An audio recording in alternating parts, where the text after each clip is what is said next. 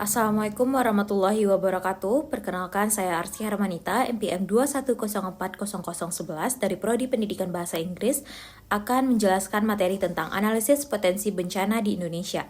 Nah, sebelumnya kita harus tahu dulu yang mana itu konsep potensi bencana. Potensi bencana merujuk pada kemungkinan terjadinya berbagai jenis bencana alam atau non-alam di suatu wilayah. Ini mencakup pemetaan potensi bahaya atau hazard seperti gempa bumi, letusan gunung berapi, banjir, tanah longsor, serta faktor kerentanan dan kapasitas adaptasi masyarakat terhadap bencana tersebut.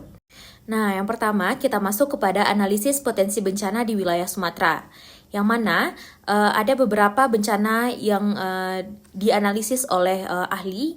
Yang pertama ada gempa bumi dan tsunami. Sumatera berada di zona subduksi yang aktif sehingga rentan terhadap gempa bumi besar dan tsunami. Yang kedua adalah letusan gunung berapi. Terdapat beberapa gunung berapi aktif di Sumatera seperti Gunung Sinabung di Sumatera Utara dan Gunung Kerinci di Jambi. Nah, yang ketiga ada banjir dan longsor. Curah hujan yang tinggi dapat menyebabkan banjir dan tanah longsor di daerah pegunungan. Nah, yang kedua kita masuk kepada analisis potensi bencana di wilayah Jawa. Yang mana pada wilayah Jawa dapat dianalisis ada beberapa bencana. Yang pertama adalah gempa bumi dan tsunami. Jawa memiliki sejarah gempa bumi besar dan juga rentan terhadap gempa bumi tektonik serta potensi tsunami dari aktivitas subduksi di selatan Jawa. Kedua ada banjir. Banjir sering terjadi di wilayah Jawa akibat curah hujan tinggi, sistem drainase yang tidak memadai, dan pembangunan yang tidak terkendali.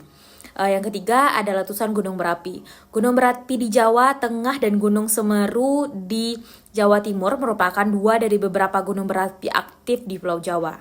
Baik, selanjutnya masuk kepada analisis potensi bencana di wilayah Kalimantan, yang mana ada beberapa. Yang pertama yaitu kebakaran hutan dan lahan. Kalimantan sering mengalami kebakaran hutan dan lahan yang masif, terutama selama musim kemarau panjang. Yang kedua ada banjir dan tanah longsor. Daerah pedalaman Kalimantan rentan terhadap banjir dan tanah longsor akibat curah hujan yang tinggi dan fotografi yang berkontur curam. Selanjutnya, kita masuk kepada analisis potensi bencana di wilayah Sulawesi. Yang pertama yaitu gempa bumi dan tsunami. Sulawesi berada pada pertemuan tiga lempeng tektonik besar yaitu Eurasis, Pasifik, dan Filipina, sehingga rentan terhadap gempa bumi dan tsunami. Nah, yang kedua yaitu letusan gunung berapi. Gunung api Sotupan dan gunung api Lokun di Sulawesi Utara adalah dua gunung berapi aktif yang perlu dimonitor secara ketat. Dan yang terakhir yaitu banjir dan tanah longsor. Curah hujan tinggi dapat menyebabkan banjir dan tanah longsor di wilayah Sulawesi, terutama di wilayah pegunungan. Nah, yang terakhir ada analisis potensi bencana di wilayah Papua. Ada beberapa bencana. Yang pertama yaitu gempa bumi dan tsunami. Papua adalah wilayah yang terletak di zona subduksi Pasifik Australia, sehingga rentan terhadap gempa bumi dan tsunami. Yang kedua ada banjir dan tanah longsor. Daerah pegunungan Papua rentan terhadap banjir dan tanah longsor akibat curah hujan yang tinggi dan fotografi yang curam.